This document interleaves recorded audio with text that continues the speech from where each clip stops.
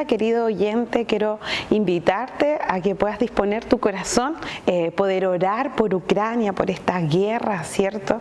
Y también orar por la economía tanto de nuestro país como también de nosotros mismos, que el Señor siga mostrando su gloria, su poder en medio de estas peticiones. Padre amado, vamos delante de tu presencia, dándote gracias primeramente por este momento que tenemos de poder orar juntos, Señor, de poder clamar por las necesidades que nos rodean y no solo por las nuestras.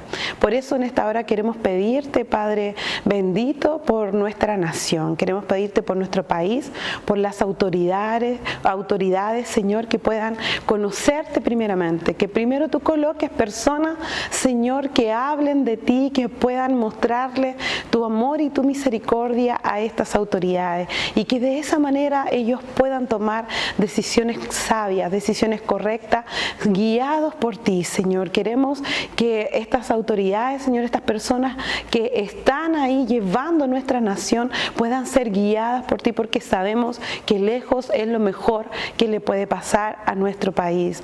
Te pedimos por estas personas, Señor. Queremos clamar delante de tu presencia también en esta hora, Padre, por la economía de nuestra nación.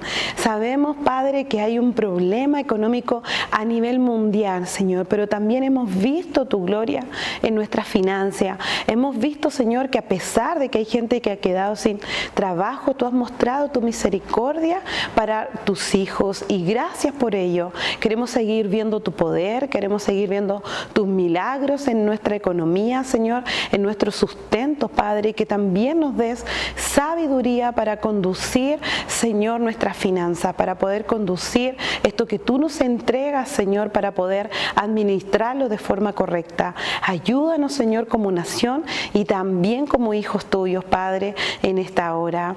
Siguiendo con las peticiones, queremos orar, Señor, por Ucrania. Padre, hemos sabido testimonios hermosos donde tú has mostrado tu misericordia aún en medio de tanto dolor, de tanto sufrimiento. Hemos visto cómo niños se han salvado, hemos visto cómo familias han logrado salir de ese lugar, Padre, y queremos seguir viendo tu poder, queremos seguir viendo la manifestación de tu poder en ese país, queremos seguir viendo tu gloria, Padre, queremos que esto se detenga, Padre, que tú puedas ganar, Señor, esta batalla y que se pueda detener esta guerra, que esas autoridades, Señor, que están pensando solo en ellos mismos, que son egoístas, Padre, tú puedas, Señor, tocar sus corazones duros y puedas interceder, Señor, por esta nación. Te lo dejamos delante de tu presencia en esta hora. En tu nombre, Jesús. Amén, amén. Quiero invitarte ahora que puedas disponer tu corazón al mensaje que Dios tiene para tu vida hoy. Saludarlos a todos quienes nos acompañan en esta mañana en redes e invitarlos a la palabra del Señor en el Evangelio según San Lucas, capítulo número 19, verso 8 en adelante. Entonces Zaqueo, puesto en pie, dijo al Señor: He aquí, Señor, la mitad de mis bienes doy a los pobres, y si en algo he defraudado a alguno, se lo devuelvo cuadruplicado. Jesús le dijo: Hoy ha venido la salvación a esta casa, por cuanto también él es hijo de Abraham. Porque el Hijo del Hombre vino a buscar y a salvar lo que se había perdido. Quiero subrayar esto en esta mañana. Porque el Hijo del Hombre vino a buscar y a salvar lo que se había perdido. Hasta allí esta palabra de hoy. La historia que acabamos de escuchar dice relación a un momento en que el Señor, en su peregrinaje, va hasta un determinado lugar y en ese trayecto, agolpado de gente, de pronto un señor con una tarea odiosa, una tarea muy mal mirada en esa época, estaba a cargo de cobrar los tributos y era amigo de Roma, era un traidor, era un hombre odiado, era un hombre rechazado, era un hombre que había hecho cosas malas. Este era un tipo que había ocupado su momento, digamos, su suerte asquerosamente ganada, como lo consideraban los judíos, porque tenían un nombre para eso, que era el equivalente a perro. Así lo miraban. Y, ¿no es cierto?, a razón de eso había generado su fortuna, su bienestar. Y de por medio otros habían perdido sus dineros, sus casas, había castigo físico, cárcel y en más de algunos casos, ¿no es cierto?, el no pago de impuestos llegaba hasta la muerte. Esto era serio en ese tiempo. De tal forma que no estamos hablando de un hombre con un pasar malo, este es un buen pasar, este es alguien que tiene recursos, bastante recursos, y que goza de, ¿no es cierto?, la afectación del pueblo, del daño hacia el pueblo, pero también goza de la mirada protectora de Roma. Están las dos acá, o Dios. Y este hombre escucha de Jesús y quiere verlo, quiere interactuar. Y entonces Jesús va caminando, está lleno el lugar, y de pronto encuentra un pequeño árbol, un sicómoro. Hay libros absurdos que se han escrito sobre eso. Y no es otra cosa que los árboles típicos, un arbusto de la zona, que no tenía más de 1,5 metros, 1,70 m, una cosa poca, pero ya eso era suficiente porque este era un hombre bajo de estatura, y cualquier cosa cuando eres bajo de estatura sirve. Yo he visto a más de alguno, a más de alguna, sufrir por 10 centímetros. Bueno, no quiero aludir a ciertos casos que yo mismo he visto. Me han pedido, por favor, pastor, prenda el enchufe, haga acá. Yo quedo mirando, ¿y por qué usted no? Bueno, me faltaron 10 centímetros, dice. De tal forma que los más bajitos, más bajitas saben lo incómodo que a veces puede resultar ser eso, pero también a veces muy cómodo. Porque cuando uno es bajito, bajita, yo me doy cuenta que te sirve cualquier auto. Claro, nosotros los más grandes nos tenemos que poner los autos chicos. Entonces, no te sirve cualquiera. Yo recuerdo cuando llegué a la ciudad, Lolo, me hice de un Austin Mini. Y yo literalmente tenía que hacer una clase kinésica para entrar al Austin Mini. Y marihuancias para allá y para acá, y te encargo bajar. Toda la ceremonia, entrar y subir, eran más de 10 minutos. Pero ya andaba feliz en el Austin Mini. De tal forma que la altura, buena o chica, trae perjuicios sin duda, pero acá, frente a la desventaja, él, ¿no es cierto?, subió arriba para poder ver a Jesús. Eso dice el relato. Y Jesús, mientras camina, se percata de esto, para la escena, se dirige a él y le dice: yo voy a ir contigo, a tu casa, a tu casa. O sea, imagínense los hebreos de tomo y lomo, ven esta escena, se enfurecieron. Lo primero que surgió fue un discurso disruptivo, una especie de mala onda, ¿no? Lo primero que surge frente a eso es un rechazo social, ¿no?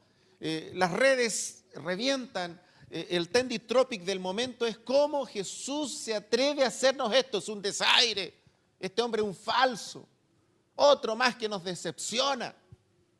No faltó alguien por ahí que dijo: este también anda buscando computadores para llevárselo. Una cantidad de cosas raras. Imposible no olvidar eso, pero bueno. Consideren un cortocircuito cerebral en esta mañana, ¿no? El asunto es que en este vaivén, de pronto para, Jesús no, va, y se produce un diálogo breve pero profundo. Breve, pero profundo, que tiene consecuencias prácticas. Y aquí me quiero concentrar. Esto es el reino. El reino es exactamente esto. Jesús no le dijo: mira, vamos a hacer una campaña para poder ayudar a las personas más desposeídas de la ciudad. Jesús no dijo eso. Jesús tampoco dijo: quiero poner un orfanato para llevarme a todos los niños huérfanos de Jerusalén. Y los había, pero Jesús no dijo eso, no fue a eso. Jesús no le dijo: oye, Zaqueo, tú que tienes influencia, eres un contador, auditor, yo quiero montar negocios contigo. Jesús no hizo eso. Jesús fue a la casa de este hombre y Jesús le habló del reino, le dijo a qué venía, lo resumió. Y finalmente eso que Jesús hizo privadamente en la casa de Zaqueo se lo dijo a todo el mundo. Jesús no le dio un discurso a Zaqueo y dio otro discurso al público. Fue el mismo discurso. Jesús nunca se dio una voltereta, jamás, nunca.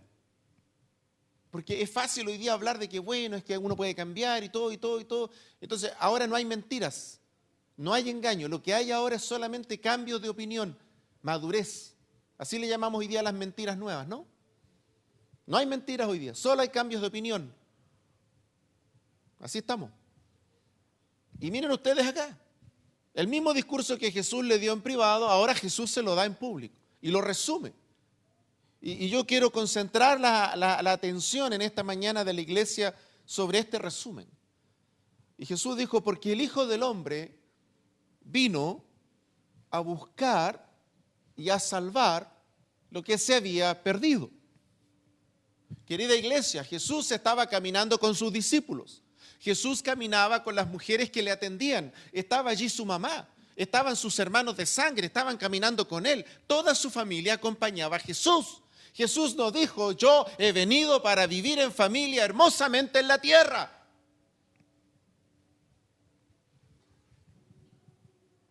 Estamos mal. Estamos concentrando nuestra fuerza vital, estamos concentrando nuestras ganas en solamente traernos satisfacción a nosotros mismos. Y lo que queda es para el reino. Estamos mal. Jesús no vino a eso. Jesús le dijo a todo el mundo, yo he venido a buscar lo que se había perdido, a buscar y a salvar lo que se había perdido. A eso vino Jesús. Su tarea fue esa. Esta semana debimos haber dado un amén en las redes sociales de la iglesia porque leí ahí con atención cómo uno de los nuestros, una de las nuestras, asistió a alguien en su momento final con un cáncer terminal y había recibido a Cristo. Había recibido a Cristo. Había ocurrido algo espectacular. Había recibido al Señor en su lecho de muerte, a la recta final. A mí me tocó correr muchas veces con mi suegra, que en paz descanse. Joctán, Cristina, vengan. Y ella acudió siempre a los moribundos. No sé cuántos moribundos fueron llevados al reino del Señor por una mujer que tenía una pasión para que otros conocieran al Señor. Eso es reino. Eso es reino. El tema es que el reino lo estamos disfrazando de las necesidades de la sociedad moderna, porque la sociedad moderna tiene sus trancas y tiene sus problemas. Es verdad que los tiene, pero esos no son problemas de la iglesia, son problemas de la sociedad moderna que tendrá que ver cómo reparte las injusticias, el problema. Esa es otra historia, pero el reino de Dios no es eso. El reino de Dios comienza con la transformación completa de una persona. Cuando el reino de Dios transforma a una persona, toda su vida se transforma. Ninguna parte de su vida queda sin ser transformada. Y por eso que es muy fácil ver qué persona de verdad está convertida y qué persona no está convertida. Tú puedes ver claramente. Yo les voy a contar algo como pastor. Para mí como pastor es muy fácil saber cuando tú estás convertido y cuando tú estás convencido. Es re fácil. Las personas convencidas hablan como nosotros, cantan como nosotros. De las 10 cosas que le enseñamos, 9 las rechazan. Y solo 1 se quedan porque dicen, no, esto me hace sentido. Viene un momento duro, ¡pah! Los desliga del cuerpo de Cristo porque no están pegados a Cristo. Nunca han estado pegados a Cristo porque no están convertidos, están convencidos. De las 10 cosas que le enseñamos, 9 las critican, 1 la apoyan, porque piensan que esto es un apoyo social, tienen que estar de acuerdo. El reino no es estar de acuerdo con el púlpito. Jesús jamás preguntó eso. Jesús nunca preguntó, ¿y ustedes están de acuerdo con lo que yo hablo? Jamás. No le interesó nunca las encuestas. La pega de Jesús no fue la encuesta. Nunca. Por el contrario, les preguntaba a ellos, ¿y qué dice la gente acerca de mí? Le daban opiniones. ¿Y ustedes qué dicen? Y luego les decía, esto es el reino, y les enseñaba el reino. Y miren ustedes este relato. Luego de que este hombre escucha a Jesús y sale Jesús de la casa, ahora sale otro hombre. Fueron a la cita a Jesús Y un hombre odiado, detestado, egocéntrico, egoísta, codicioso, lleno de codicia, lleno de avaricia. A mí me ha tocado ver mucho esto en mi pastorado. Y la gente te disfraza la codicia y la avaricia, te la disfrazan, te la pintan bonita. Y tú estás escuchando y todo el mundo cree que tú eres... No puedes disfrazar lo que está en tu corazón. No hay hombre, no hay mujer que pueda disfrazar lo que está en su corazón, porque Jesús dijo, de la abundancia del corazón habla la boca.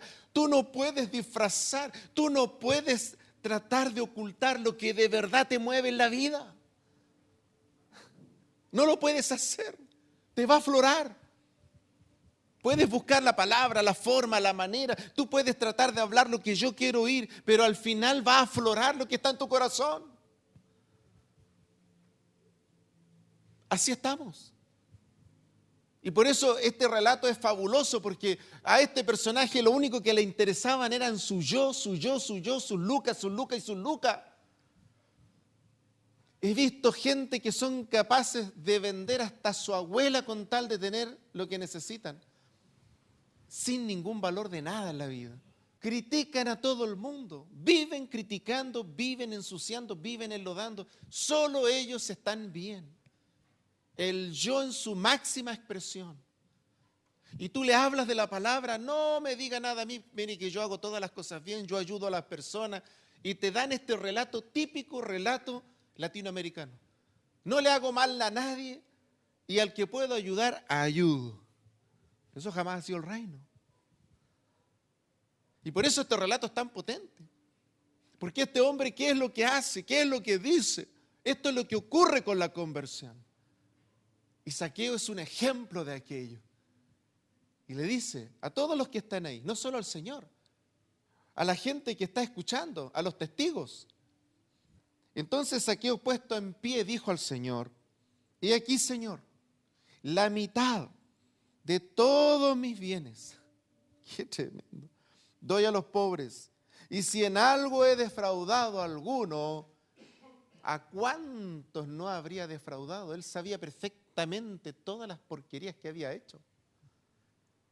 Era parte de un sistema corrupto, era parte de un sistema de la opresión, era parte de un sistema que se preocupaba solamente de alimentar su yo, su ego, su ambición, su codicia.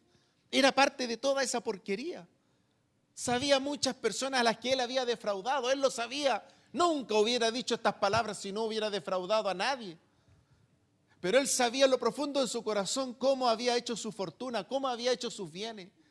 Pero ahora había llegado el reino a su casa. Ahora estaba Cristo en su corazón.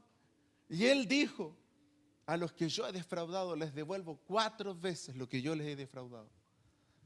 Había llegado el reino a su corazón. Y la parte más notoria de esto es que cuando el Señor llega al corazón de un hombre y de una mujer, transforma todo a tal punto que se convierte su área emocional, su área sentimental, se convierte su bolsillo, su finanza, todas las áreas de su vida se convierten. Pero cuando estamos convencidos, pero no convertidos, hay una parte que guardamos siempre para nosotros y que nunca le dejamos a Dios gobernar. Por eso que la tarea de la iglesia es tan compleja, porque tiene que lidiar con ese mundo, con esa realidad. Pero la tarea de la iglesia no es social, la tarea de la iglesia no tiene nada que ver con la senectud, la tarea de la iglesia no es una edad. Trabajamos en todas las edades, que es distinto. Trabajamos para que los dones afloren, los talentos afloren. Tenemos la otra semana una sorpresa con los niños hermosa en la iglesia. Tenemos cosas bonitas, nuestros adultos mayores nos dan sorpresas una y otra vez. Tuvimos al otro día a los jóvenes iniciando su trabajo en las universidades, llevando la palabra. Porque la tarea de la iglesia es el reino de Dios. Porque la tarea de la iglesia es el reino de Dios. Esa es la tarea esencial de la iglesia. Podemos hacer otras cosas, podemos bendecir y ayudar. Claro que son todas bonitas, pero son todas secundarias. La tarea nuestra, la tarea de todos nosotros es que hayan otros saqueos. La tarea de todos nosotros es parar un poco de nuestros afanes. Es ir a donde la gente está, no que la gente venga a donde estamos nosotros. La tarea de la iglesia es lo que Jesús hizo, paró, fue hasta donde estaban estas personas y trabajó y llevó el mensaje y Dios respaldó ese mensaje. Esa es la tarea que Dios nos ha encomendado a nosotros. Podemos tener el mejor culto evangelístico en la iglesia, pero no nos sirve si tú vienes, si ya estás convertido. No sirve si tú haces el trabajo de la iglesia, el trabajo de la obra. Tenemos que hacerlo. De eso se trata la iglesia. De eso se trata.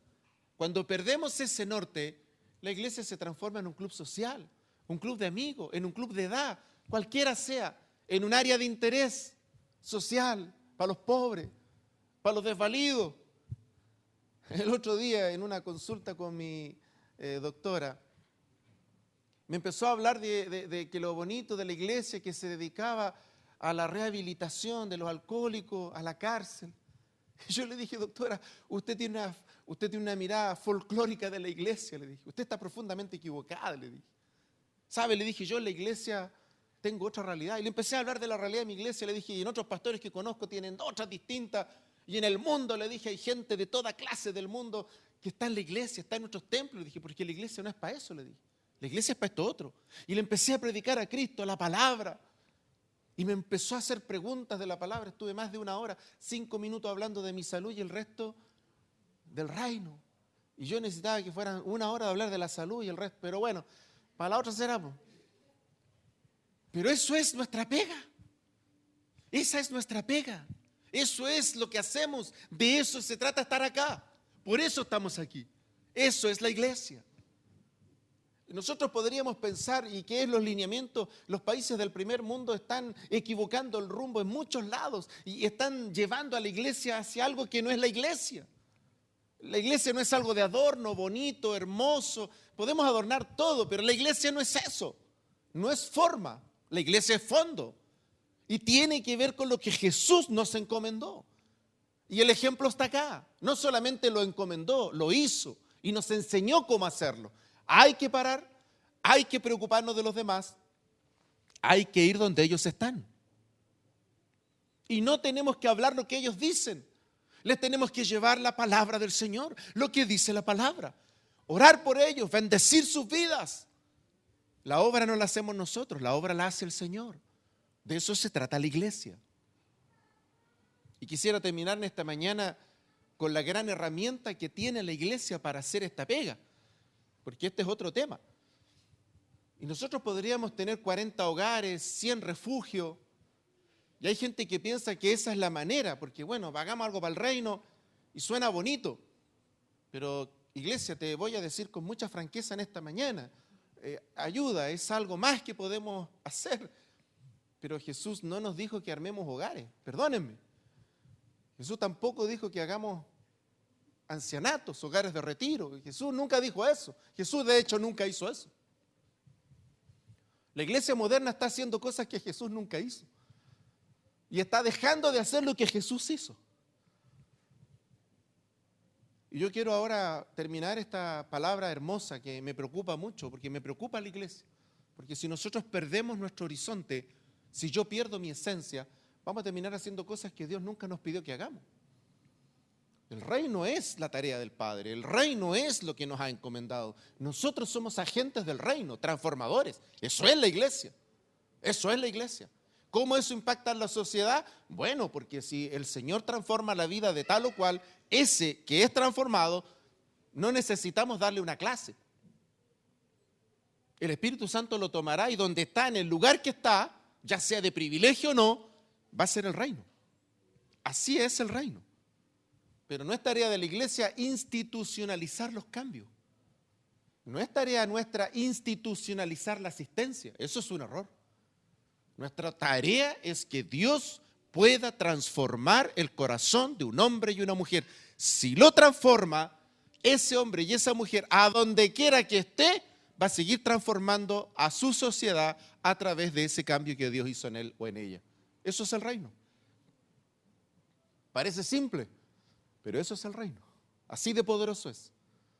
Entonces no se trata de institucionalizar el cambio. No significa que todos los esfuerzos van a estar metidos en una sola cosa. En Shalom tenemos muchas cosas que hacemos. Que los hogares, que aquí. Tenemos hartas cosas que hacemos nosotros, pero no institucionalizamos ninguna. Porque no es nuestra pega.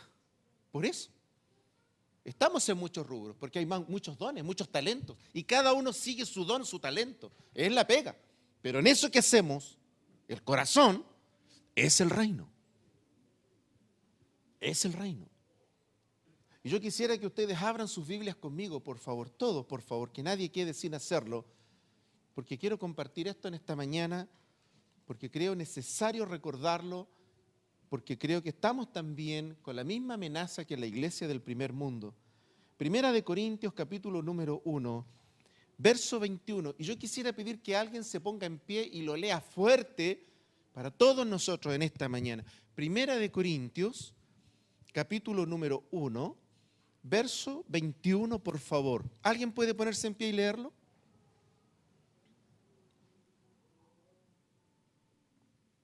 Pues ya que la sabiduría de Dios, el mundo no conoció a Dios mediante la sabiduría. Agradó a Dios salvar a los creyentes por la locura de la predicación. Gracias. Aquí está la respuesta. Dios no nos encomendó hacer obra social para que a través de la obra social la gente se convierta. No estoy diciendo que es malo hacer obra social, por favor, nosotros también lo hacemos. Nosotros hacemos obra social. De hecho, tenemos un ministerio acá, tenemos a alguien que siempre nos ayuda con lo que es misericordia, y lo hacemos, asistimos, dentro y fuera de la iglesia. Pero no es nuestra pega. Dios no nos mandó a que por medio de un hogar la gente se convierta. Pero nosotros igual hacemos eso. Estamos detrás de Siquem. Apoyamos eso. En la semana tenemos 2 intervenciones con profesionales de la iglesia. Lo hacemos. Y estamos ahí detrás de la pastora Jimena y lo hacemos. Y a mucha honra. Pero Dios no nos mandó a eso. Y quiero por favor que vuelvan al pasaje. Quiero por favor que lo releamos de nuevo, por favor, si me acompañan en esta mañana. ¿Lo podrían ustedes leer conmigo en el nombre del Señor esta mañana? ¿Les parece? Leamos juntos. Pues ya, sigan conmigo, pues ya que la sabiduría de Dios, el mundo no conoció a Dios mediante la sabiduría, agradó a Dios salvar a los creyentes por la locura de la predicación. Querida iglesia, cuando empecé el ministerio yo no entendía esto. Tengo que reconocer que yo cuestioné esto muchas veces. No lo entendía. No comprendía esto. Y no podía entender cómo era posible que algo tan poderoso, tan grande, solo fuera posible a través de la predicación. No lo entendía. Después tuve otra crisis. Me di cuenta de mucha gente que había hecho mal la pega, con engaños, con mentiras, y que eran verdaderos fraudes, y que la gente estaba viendo ese fraude que eran estas personas. Hasta hace poco nada más me daba vergüenza muchas veces reconocer que yo era parte de este trabajo, porque no lograba entender ni dimensionar lo profundo que era. Hoy día, a mis años, tengo que reconocer que Dios no se equivocó. Dios no se equivocó. Que Dios no se equivocó al crear, al diseñar su plan de salvación y al encomendarnos a todos nosotros que la única forma de transmitirlo y la única manera correcta de que el plan de Dios nunca muera y que esté hasta la eternidad es esa transmisión oral, verbal, la verbalización de la palabra que Dios nos encomendó a todos nosotros. A todos nosotros, a todos los que estamos aquí. No nos sirve, y yo quiero ser muy responsable esta mañana con lo que estoy hablando con ustedes, no nos sirve decir, pensar, proclamar o defender una idea que no viene de la Biblia. Es que yo le hablo a la gente a través de mi testimonio. Querida iglesia, Eso no está en la Biblia. Olvídense de eso porque no está en la Biblia. Jamás ha estado eso en la Biblia. Lo que la Biblia enseña es que cuando Dios transforma nuestras vidas, sin duda, el nuevo hombre o la nueva mujer tendrá frutos nuevos. Y alguien va a ver esos frutos y nos va a preguntar, perfecto. Pero no para interiorizarse de mi vida personal, sino que será el momento para que le hablemos de cómo se produjo esa transformación. De eso se trata el reino. El reino no se trata de que tú salgas de tu crisis y después que tú recuperes tu vida y salgas de tu crisis, vuelvas a tu vida miserable de stand-by, de aceptar toda la basura y de estar de acuerdo con todo el pecado que toda la vida te ha rodeado, porque va a destruir todo lo que tienes. Jamás ha sido eso el reino. Eso es hipocresía, pero no reino. El reino es una transformación completa y absoluta que Dios hace primeramente en lo más profundo del corazón y de la mente humana, a tal punto que el reino hace que esa persona comience a ser nueva en todas las áreas de su vida. Todas. No hay ninguna que quede afuera. Y ese reino es imparable. Tú no lo puedes detener. Cuando el reino de Dios comienza una obra en una persona, tu hijo, tu hija, tu padre, tu madre, tú no lo vas a poder detener. No eres tú el que está haciendo la obra, es Dios el que está haciendo la obra profunda en ese hombre y en esa mujer. No lo puede parar nadie el reino. Te van a mirar feo, van a decir de ti cuántas cosas, la familia te puede aislar, todo lo que tú quieras. Pero en el reino de Dios vendrá una fuerza sobrenatural de Dios y vas a poder enfrentar todos los obstáculos y Dios te dará la victoria final. Otros también de tu familia llegarán al reino si permaneces fiel a Él, porque el reino es una fuerza sobrenatural de Dios, no es nuestra fuerza. En el reino de Dios, Él ha prometido que todo lo que nos robó, ¿no es cierto?, la langosta, todo lo que nos robó, el saltón, el revoltón, todo lo que hemos perdido de malas decisiones, por mala administración, Dios ha prometido algo en el reino. Nos va a devolver todo y más. El reino también restituye el bienestar, restituye la bendición. No necesitamos pedírsela a Dios. Es parte del reino de Dios ser bendecidos y prosperados. ¡Qué tremendo! En el reino de Dios yo no me tengo que esforzar para entender las cosas. En el reino de Dios el Espíritu Santo abre la mente y comienza a enseñarme lo que yo nunca había entendido. Aún teniendo delante de mí, el reino de Dios es tan poderoso que va a cambiar mi mente aún con las palabras de un niño, de una niña, que Dios va a usar a todo lo que está a mi alrededor para mostrarme su gracia. El reino de Dios es una transformación completa, perfecta y profunda. Y esa es la gran tarea que tenemos todos los que estamos en este salón, todos los que están escuchando redes. Es nuestra responsabilidad. De eso se trata esta pega. El resto, querida iglesia, es bonito, agradable, hermoso, pero es algo que hemos inventado las corporaciones, las instituciones, el sistema, producto de una sociedad egoísta, producto de una sociedad desequilibrada. Tenemos que hacer estructuras, hogares, tenemos que hacer hogares de ancianos porque tenemos hijos e hijas indolentes. Necesitamos una ley que los persiga porque tenemos monstruos de hijos y de hijas. Hemos construido monstruos de hijos y de hijas. Pueden salir a pasear con los perros todos los días media hora. Anda a decirle que saquen a esa vieja y a ese viejo a pasear. Y entonces pensamos a veces la presión social. No, es que la iglesia se preocupe de esos hogares. Ah, no, si funcionan bonitos, le dan amor. Esa no es nuestra tarea. La podemos hacer. Pero Jesús no nos dejó para hacer hogares. Jesús nos dejó para que ese reino se transforme en nuestra proclamación. Y esa proclamación, verbalización de la palabra, es nuestra tarea prioritaria. Te voy a transmitir la palabra. Y soy un transmisor de la palabra, por esencia. Eso es. Y Jesús determinó, el Padre determinó, que fuera por la locura de la predicación. Así que si tú esperas que el mensaje de la palabra tenga coherencia, tenga sentido, y que la gente te diga, oiga, ¿sabe? Esto me hace sentido, estamos perdidos. A mí muchas personas, y de los que están acá, ¿no?, que se han convertido, me han dicho, oye, me hace sentido. Los corrijo de inmediato. Perdóname, el evangelio no tiene nada que ver con que tú estés de acuerdo. No se trata de que te haga sentido. El evangelio es el plan perfecto de Dios. ¿Lo recibes o lo rechazas? Solo hay dos caminos. ¿Lo recibes o lo rechazas? Pero no. El Evangelio no está esperando que, le doy un like. Estoy de acuerdo, un like.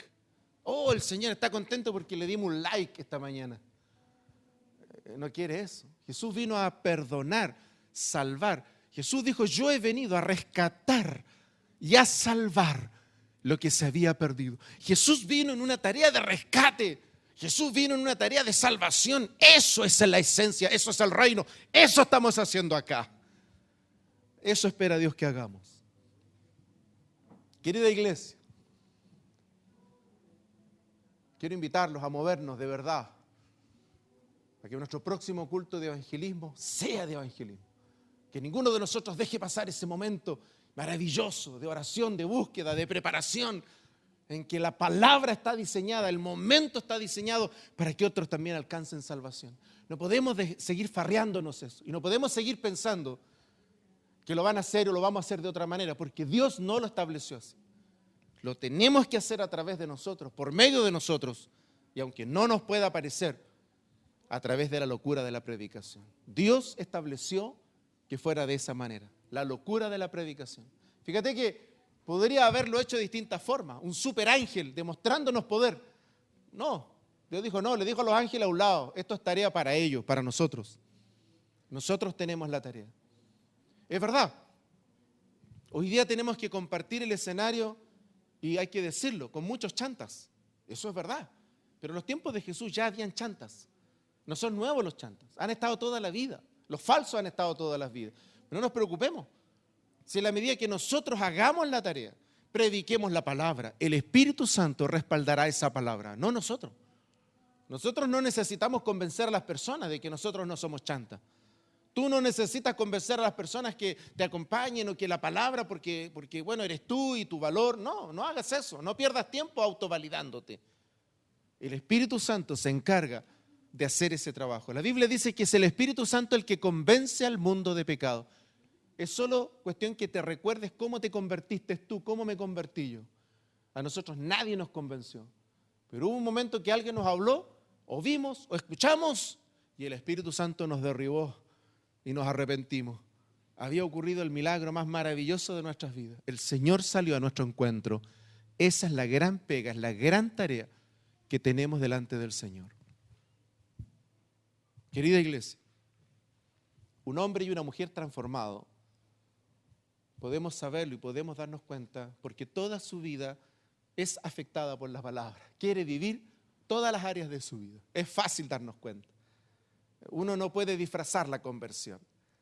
Y tenemos que abandonar ese escenario de ser convencidos, de ser gente que de alguna forma pololea con Dios o pololeas con la iglesia. No sirven los pololeos. Con el Señor te tienes que casar, tienes que amarrarte a Él, tienes que ser Él y tú uno solo para que te funcione.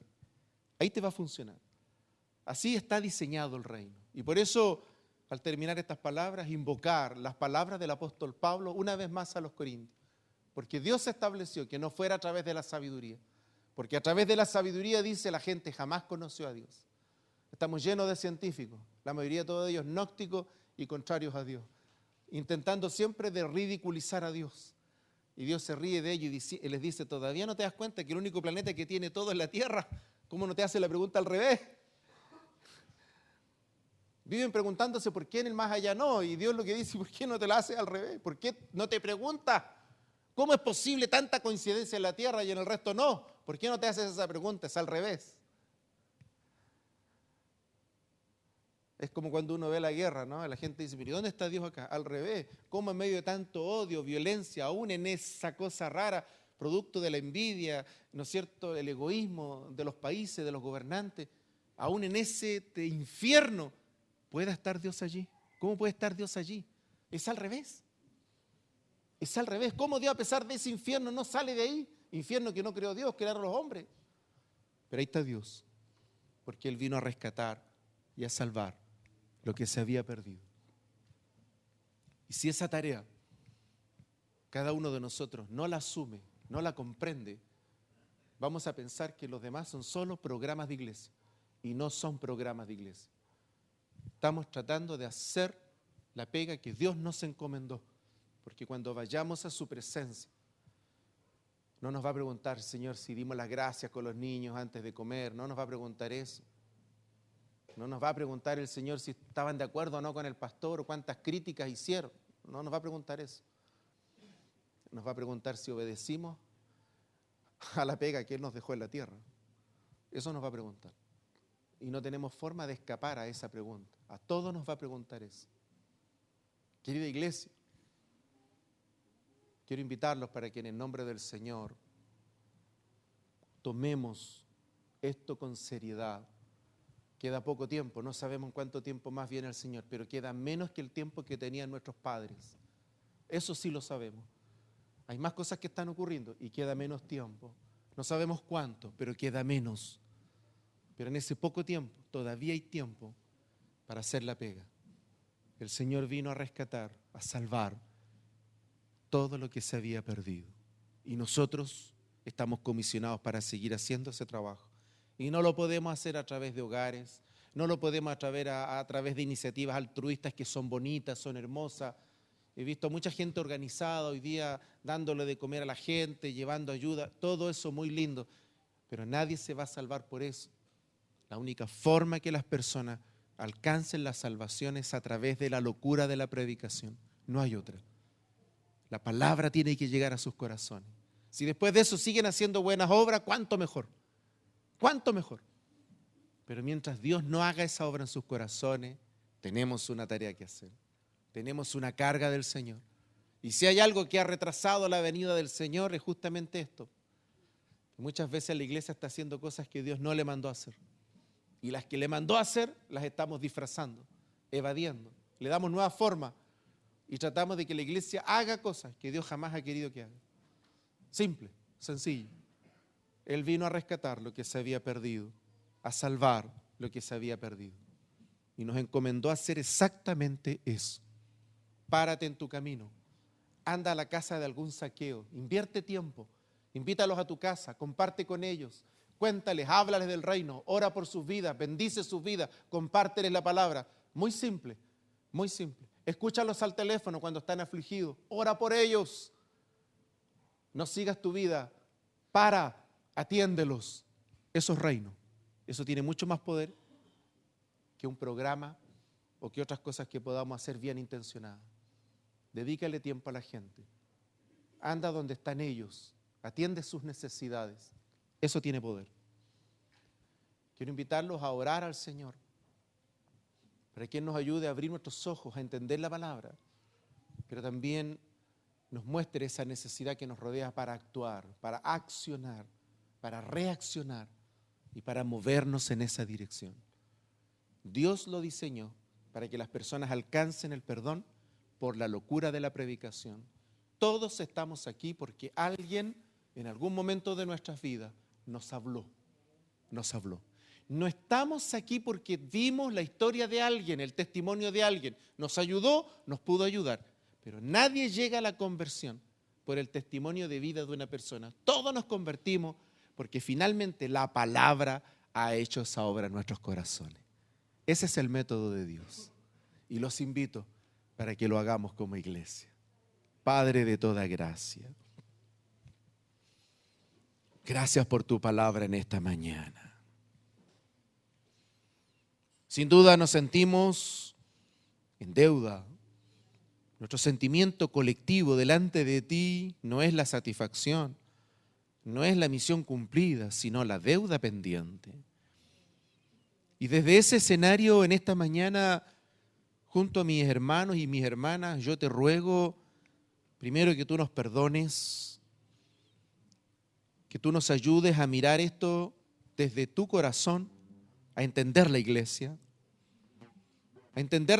que tú creaste, no la que nosotros queremos crear.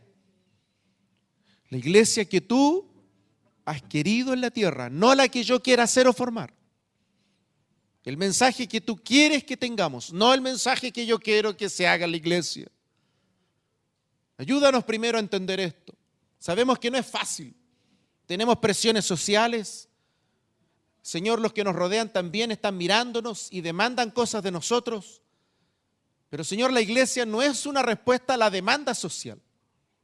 La iglesia no es una respuesta a la demanda corporativa, a la demanda de corrupción de un país. La iglesia, Señor, es tu voz, tu cuerpo aquí en la tierra, con tu mensaje, con lo que tú nos has encomendado. Y la obra que haces en cada uno de nosotros, al transformar la mente y el corazón de todo hombre y de toda mujer, los frutos de esa obra impactarán nuestra sociedad en donde quiera que esa persona esté. Ese es el evangelio que predicamos. Señor, ayúdanos para no desviar el rumbo. El trabajo nuestro no es institucionalizar aquello que no se hace, o si se hace mal. Vuélvenos a la palabra, vuélvenos al poder de la palabra.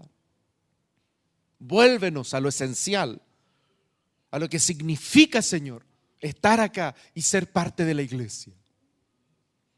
Oramos para que durante estos días nuestro trabajo sea efectivo, real. Que desde el día de hoy, Señor, comencemos a trabajar hacia afuera, a preguntarnos por los que nos rodean, a orar por ellos, a invitarles. Oramos para que nuestra próxima reunión, Señor, intencionada de evangelismo, intencionada de palabra, no estemos aquí los mismos, las mismas, sino que estemos preocupados para poder también llevar alegría a tu corazón y hacer tu plan, hacer tu labor acá en la tierra, porque para eso tú nos dejaste. Tu bendición y tu gracia nos asistan y nos muevan, Señor, nos muevan como iglesia hacia tu corazón en esta mañana. Te adoramos, Señor. Amén. ¿Has escuchado este mensaje y quieres entregar tu vida al Señor? ¿Te has dado cuenta que lo necesitas más que nunca? Tal como yo me di cuenta en un momento, y quiero invitarte a que puedas hacer esta oración conmigo. Señor Jesús, hoy reconozco que soy pecador. Hoy reconozco que necesito de ti y quiero entregar mi vida delante de tu presencia. Quiero pedirte perdón por todos mis pecados. Quiero pedirte perdón por todas las veces que te he negado con mis actitudes y con mis dichos. Quiero que tú seas el que gobierne mi vida desde ahora en adelante. Quiero que tú puedas restaurar mi corazón, que puedas restaurar mi familia, y es por eso que hoy te entrego mi vida por completo a ti. En tu nombre, Jesús. Amén, amén. Quiero darte la bienvenida, ya somos hermanos en Cristo, y quiero invitarte a que si hoy tú hiciste esta oración, te pongas en contacto con nosotros. Nosotros vamos a escribirte, queremos conocerte y queremos hablar más contigo.